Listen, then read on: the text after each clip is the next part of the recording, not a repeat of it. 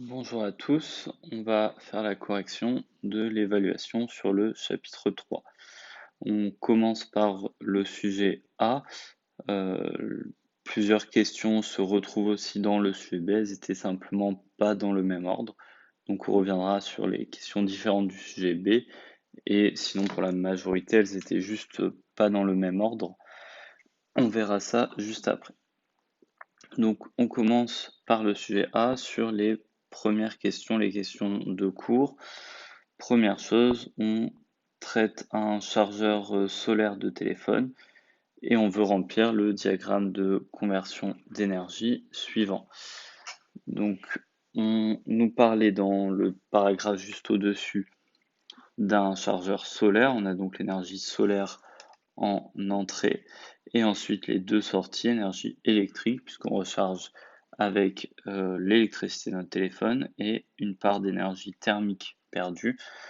On remarque à chaque fois qu'on recharge notre téléphone qu'il chauffe, c'est cette énergie perdue. Ensuite, deuxième question, on veut savoir qu'est-ce qui réalise la conversion entre énergie cinétique et énergie électrique, c'est l'alternateur.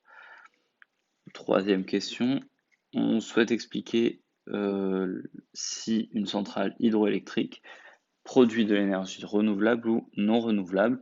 La réponse était renouvelable et parce que l'eau est une ressource inépuisable.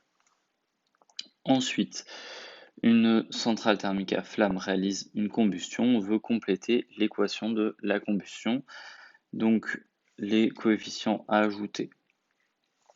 Au brouillon, je vous ai mis ce qu'il faut se noter le petit bilan des atomes à gauche et à droite de notre flèche de réaction. Donc on remarque au départ qu'on a 4 hydrogènes à gauche, un carbone à gauche et 2 oxygènes à gauche aussi. Et les hydrogènes à droite, il n'y en a que 2 au départ, carbone un seul et oxygène 3.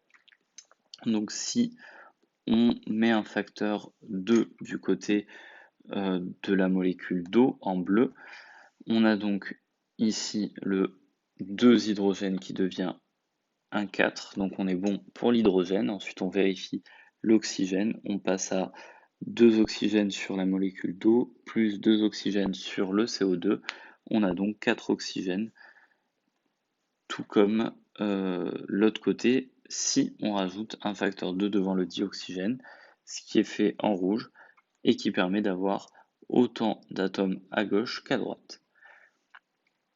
Question suivante, on demande d'expliquer en quoi les centrales thermiques à flamme sont polluantes. On peut dire qu'elles sont polluantes parce qu'il y a un rejet de dioxyde de carbone, le gaz qu'on a noté en sortie de cette équation, question 4. Ensuite, l'exercice sur les centrales hydroliennes. Donc dans le petit paragraphe, j'ai commencé à surligner les éléments importants qui vont nous aider dans les différentes questions. On nous dit que c'est une source d'énergie intéressante parce que contrairement au vent, donc ça peut nous aider à faire une comparaison un peu plus tard, les courants sont constants et prévisibles, ça pourra nous aider aussi à argumenter. Et on nous dit qu'elles utilisent l'énergie cinétique des courants pour produire l'électricité. Après différents documents, pareil, dans le document 2, on peut commencer à relever que plus le courant est fort, plus l'énergie cinétique de l'eau sera importante, et les différentes vitesses des courants en nœuds par seconde. En dessous, on nous expliquait que les nœuds par seconde sont proportionnels à la vitesse en mètres par seconde. Donc si on a une vitesse en nœuds par seconde plus grande, elle sera aussi plus grande en mètres par seconde. Alors, première question, on demande à quel autre type de centrale pouvons-nous comparer les centrales hydroliennes et pourquoi? Eh bien, juste ici, on avait surligné contrairement au vent. Donc on peut de suite penser aux centrales éoliennes. Donc un premier point sur la comparaison avec les centrales éoliennes, de dire que ce sont avec les centrales éoliennes qu'on peut comparer. Ensuite, on demandait pourquoi. Il fallait donc dire que les centrales éoliennes utilisent l'énergie cinétique du vent, comme les centrales hydroliennes et pas éoliennes ici.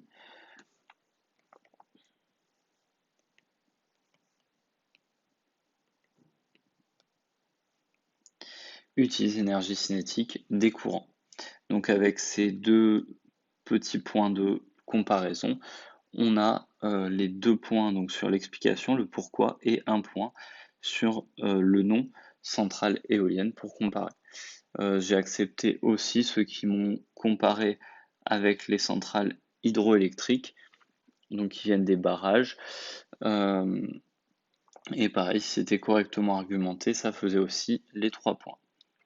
Ensuite, deuxième question, pourquoi les hydroliennes sont un moyen intéressant de production d'électricité? Donc, dans le petit document ici, le document 1, on nous dit qu'elles sont situées sous l'eau.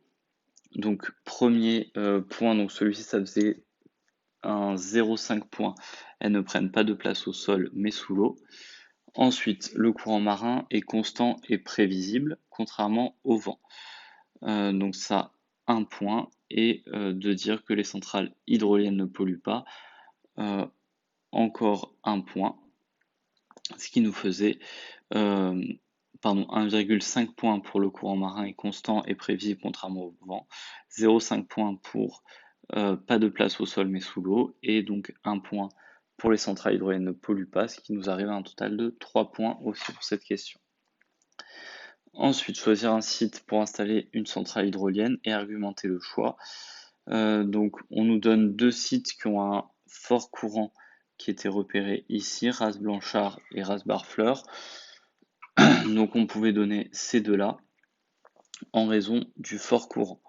J'ai accepté ceux qui ont correctement argumenté sur d'autres sites tant que l'argumentation tenait la route. Donc pareil, 3 points là-dessus aussi. Ensuite, quelle est la valeur de la tension maximale notée sur le doc 3 où vous avez regardé votre résultat? Donc ici, j'ai commencé à tracer en rouge la lecture. On voit 8 volts pour la tension maximale ici. Et on commence à regarder pour la question suivante. On lit avec les 2 traits violets sur le graphique, ici et ici, qu'on a donc une valeur environ 180 moins une soixantaine. Donc là, c'était pas très simple de lire, donc c'est pour ça que sur la question 5, j'ai mis 125 secondes environ. J'ai accepté un peu plus, un peu moins, suivant la précision de la lecture, tant que il y avait aussi bien noté le début et la fin de votre mesure.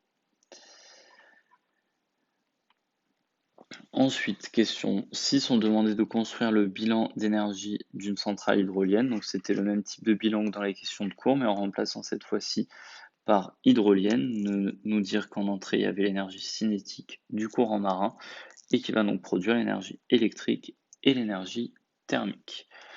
Donc voilà pour le sujet A. Au niveau des compétences. Donc la compétence connaître, c'était les 5 premières questions. Ensuite, donc cette compétence connaître, si c'est en dessous du vert, c'est le cours qu'il faut revoir. Pour la D2, mobiliser des outils numériques, ce sont les questions sur ici l'équation de la combustion. Et sur les 2 lectures graphiques, les questions 4 et 5 du deuxième exercice, 8 volts et 125 secondes. Donc ces 3 utilisations mathématiques permettaient d'avoir le vert à cette compétence. Et ensuite, s'approprier des outils et des méthodes, c'est la lecture des documents. Donc si vous n'avez pas du vert là-dessus, ce qu'il faut, c'est s'entraîner en repérant ici, comme je l'ai fait, donc surlignant dans l'énoncé les idées importantes pour réussir à mieux répondre à ce qui est demandé dans les questions. On passe maintenant aux quelques différences du sujet B.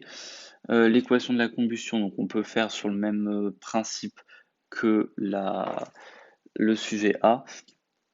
Et on trouve qu'il faut mettre un 7 devant le dioxygène et un 6 devant la molécule d'eau. Ensuite, un autre type de centrale, les centrales solaires, où il fallait dire renouvelable ou non renouvelable. Et on peut donc dire renouvelable car le soleil est une ressource inépuisable. Après, on demande pour le barrage hydroélectrique. Là, bien lire le document. C'était pas comme dans le cours de l'énergie cinétique, mais l'énergie, on nous disait potentielle de l'eau, qui est convertie en énergie électrique et énergie thermique. Ensuite, on retrouvait les mêmes questions, mais dans un ordre différent que le sujet A. Donc, je vous laisse regarder ce qui a déjà été expliqué sur le sujet A. Simplement au niveau des lectures graphiques, c'était pas le même graphique. Donc, au niveau des lectures graphiques pour vous, c'était les 2 premières questions. Il fallait ici, sur la question 1, répondre 2,25 volts, donc pareil, environ. Bien penser à l'unité pour avoir la totalité des points. Et pour ici, 50 secondes. Pareil, pas oublier le seconde pour avoir la totalité des points et avec le bon repérage des éléments que je ne vais pas rajouter ici, mais sur le même principe que ce qui avait été fait ici. Voilà pour la correction de ce sujet.